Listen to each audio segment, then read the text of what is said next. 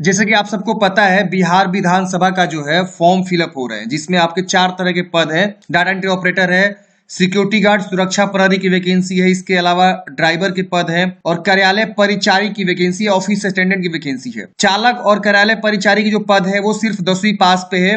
सुरक्षा प्रहरी और डाटा एंट्री ऑपरेटर के जो पद है वो सिर्फ 12वीं पास पे है। तो इसका जो है आप लोग रजिस्ट्रेशन तो कर दे रहे थे लेकिन पेमेंट नहीं हो रहा था, लेकिन अब जो है रजिस्ट्रेशन से लेकर पेमेंट आप इजिली जो है कर सकते हैं, क्योंकि पेमेंट गेटवे जो है अब लग चुका है।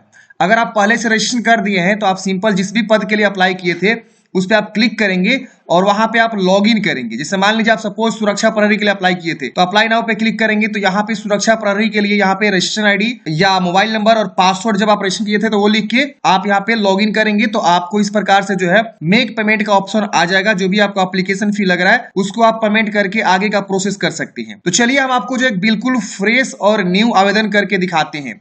तो हम क्या करते हैं, पहले हम एक नया रजिस्ट्रेशन करते हैं, ठीक है ना, और फिर हम जो है एक उसी बेस पे आपको जो है पेमेंट जमा करेंगे। फिर जो आगे का प्रोसेस होगा वो हम आपको करके दिखाएंगे। तो पहले हम डाटा एंट्री ऑपरेटर का जो है रजिस्ट्रेशन करने का प्रोसेस हम आपको बताते हैं। देखिए रजिस्ट्रेशन प्रोसेस करने के लिए आपको जो है इस वेबसाइट पे आना होगा। यहाँ पे आप चारों पद की जो है यहाँ पे जानकारी आपको दिखाई देगी और चारों के लिए यहाँ पे अप्लाई नाउ का 4 बटन भी दिखाई देगा। अगर आप चारों वैकेंसी के लिए एलिजिबल है तो आपको 4 बार फॉर्म भरना होगा, 4 बार एप्लीकेशन फी जमा करना होगा, 4 बार रजिस्ट्रेशन भी करना होगा, समझ रहे ना। और इस तरह से आपके 4 बार एग्जाम होंगे, फिर आप लास्ट में डिसाइड करिएगा कि आपको कहाँ पे ज्वाइन करना होगा। तो हम यहाँ पे डाटा एंट्री ऑपरेटर के लिए अप्लाई करते हैं तो हम यहाँ पे डाटा एंट्री ऑपरेटर वाले ऑप्शन पे अप्लाई नाउ पे क्लिक करते हैं। जैसे हम इस पे क्लिक करेंगे इसके लिए आप इस तरह से देखिएगा तो आपका जो है खुल जाएगा। यहाँ पे आपको रजिस्टर हेयर का ऑप्शन मिलेगा, आप इस पे पहले क्लिक करेंगे। यहाँ पे देखेंगे तो इसमें 40 पद है। इससे यहाँ से पहचान होगी कि हम इसके लिए फॉर्म भरना स्टार्ट करेंगे और उसके बाद जब आप रजिस्ट्रेशन कर लेंगे तो लॉग इन करेंगे। अगर पहले से आप रजिस्ट्रेशन कर चुके हैं 1 तारीख से लेकर 5 तारीख के बीच तो उसी जो है आईडी पासवर्ड से आप लॉग इन करके पेमेंट जमा करेंगे। तो पहले हम रजिस्टर हेयर पे क्लिक करते हैं। अब यहाँ पे जो है आपको चुनाव करना है कि श्री, श्रीमती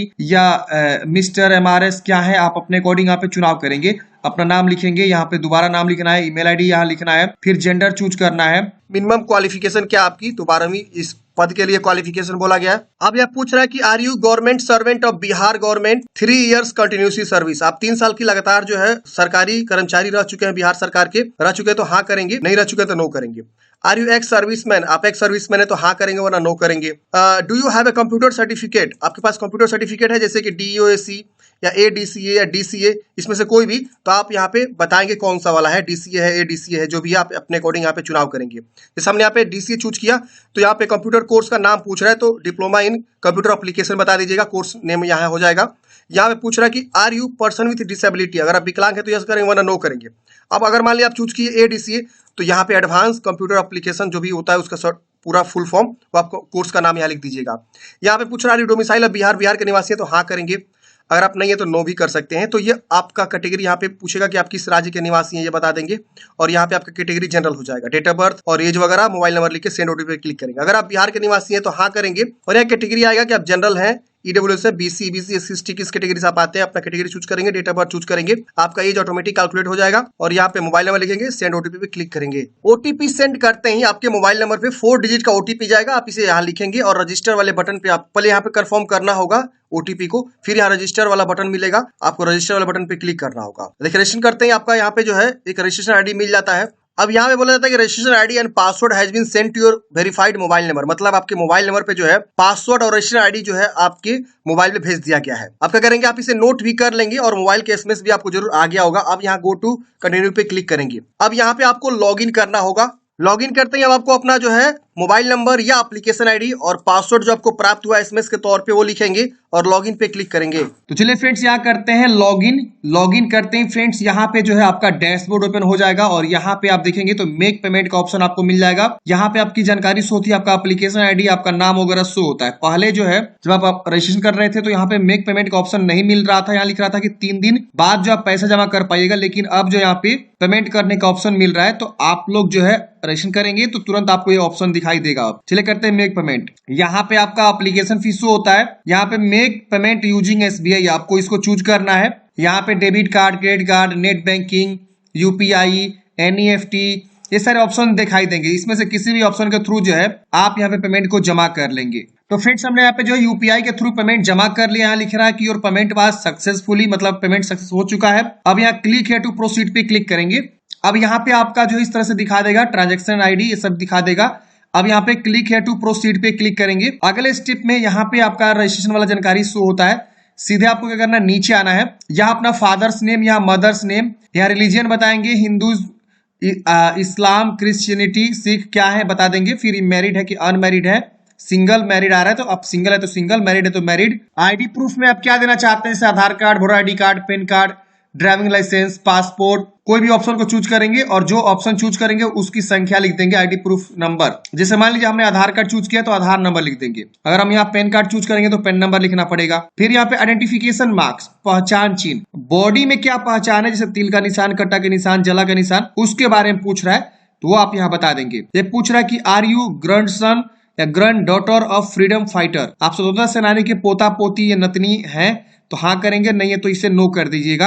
अब यहाँ पे आपका जो है एजुकेशनल क्वालिफिकेशन मांग रहा है, तो यहाँ पे पहले आपको बताना है 10वीं क्लास की जानकारी। यहाँ पे आप स्कूल का नाम, बोर्ड का नाम, रोल नंबर क्या है, पासिंग ईयर 10वीं आप कौन से ईयर में पास किए हैं। इसके बाद यहाँ पे आपको बताना है परसेंटेज, जो भी आपका परसेंटेज है उसको बता देंगे। अगर आपका सीजीपीए है तो उसको कन्वर्ट करना है, उसके अकॉर्डिंग यहाँ पे परसेंटेज में लिखना होगा। मान लीजिए कोई सीबीएसई बोर्ड से पास आउट है, उसका तो ग्रेड होता है या सीजीपीए वगैरह होता है, तो उसको परसेंटेज में कन्वर्ट करना है और उसके बाद लिखना है। इसके बाद यहाँ पे आपको इंटरमीडिएट के बारे में जानकारी मांग रहा है। अगर आप परिचारी वाले पोस्ट फॉर्म भरेंगे तो इंटर का जानकारी नहीं मांगेगा। उसी तरह से आप स्कूल का नाम, बोर्ड का नाम और स्ट्रीम बताएंगे, आर्ट, साइंस, कॉमर्स, कौन से विषय से आप पास किए हैं। यहाँ रोल नंबर लिखेंगे, यहाँ पे पासिंग ईयर और यहाँ कितना परसेंट आपका है इंटरमीडिएट में बता देंगे। फिर आपको नीचे आना है तो यहाँ पे अपना जो है एड्रेस लिखेंगे। मान लीजिए आपका गाँव से रहते हैं तो यहाँ विलेज लिख दीजिएगा, यहाँ पोस्ट, इसी में पोस्ट लिख दीजिएगा, यहाँ थाना, यहाँ राज्य, यहाँ सिटी बता देंगे कौन से राज्य से आप, कौन से डिस्ट्रिक्ट से बिलोंग करते हैं,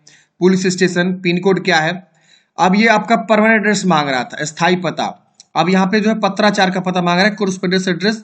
तो अगर दोनों सेम है तो इसको टिक करेंगे, सेम सेम कॉपी हो जाएगा। अलग है तो अलग अलग भी आप यहाँ पे लिख सकते हैं। अब यहाँ पे आपको डॉक्यूमेंट्स अपलोड करने से आपका फोटोग्राफ यहाँ मांग रहा है, दस्तावेज अपलोड करने के लिए, और यहाँ सिग्नेचर अपलोड करना है और यहाँ पे अप्लाई एंड प्रोसीड पे क्लिक करना है। फोटो सिग्नेचर अपलोड करने की वजह से आप नेक्स्ट करेंगे। अगले स्टेप में आपका जो है ये प्रीव्यू आएगा, फॉर्म का प्रीव्यू है, पूर्वालोकन, मतलब ये कि आप एक बार जानकारी को वेरीफाई करें कि जो भी आपने जानकारी यहाँ पे दिया है वो सब चीज सही है कि नहीं। अगर इसमें कुछ भी गलती है आप यहाँ पे जो है बैक जाके पहले सुधारेंगे, नहीं गलती है इसको डिक्लेयर करेंगे। यहाँ पे फाइनल सबमिट का ऑप्शन मिलेगा, फाइनल सबमिट पे क्लिक करेंगे तो आपका फॉर्म जो है फाइनली सबमिट हो जाएगा और उसके बाद से हार्ड कॉपी आपको प्रिंट आउट निकाल के रख लेनी है। आप में कब से लोग पूछेंगे कि क्या इसमें जाति निवास भी लग रहा है, तो फ्रेंड्स यहाँ पे जाति निवास नहीं लग रहा है। मैंने बीसी कैटेगरी से फॉर्म भरा, बिहार के निवासी कैंडिडेट्स का फॉर्म भरा, तो यहाँ पे कोई भी आपको जाति निवास नहीं मांग रहा है। SC/ST में भी आप फॉर्म भरेंगे कोई भी जाति सर्टिफिकेट नहीं मांग रहा है। अगर आप डाटा एंट्री ऑपरेटर के लिए फॉर्म भर रहे हैं तो आपसे कोई भी DCA, ADC का सर्टिफिकेट वगैरह की भी जानकारी नहीं पूछ रहा है। सिर्फ आपको स्टार्टिंग में रजिस्ट्रेशन करते वक्त ही आपसे मांगा जा रहा है कि आप कंप्यूटर का कौन सा कोर्स जो है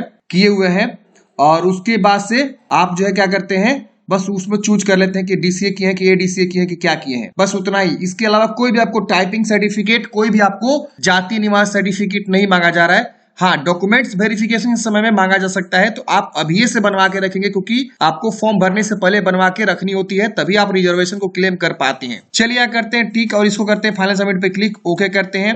ओके करते हैं, आपका देखेंगे तो यू हैव सक्सेसफुली अप्लाइड, यानी आपने फॉर्म अप्लाइड कर दिया है। यहाँ पे इस पे क्लिक करेंगे। अब यहाँ पे देखेंगे तो क्लिक करते ही इस तरह से प्रिंट आउट जो है मुझे पावती निकल जाएगा। हम इसका जो है प्रिंट आउट निकाल के हार्ड कॉपी अपने पास सुरक्षित जो है रख लेंगे।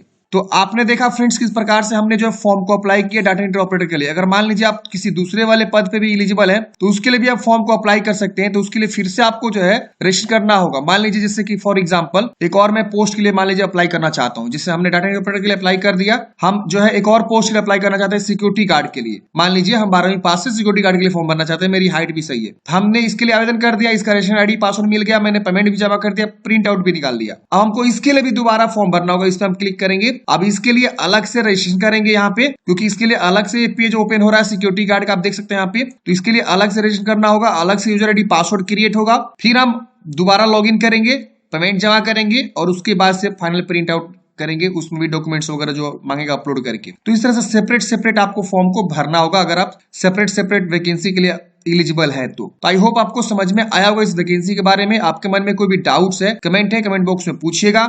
मिलते हैं किसी नेक्स्ट वीडियो में। जय हिंद।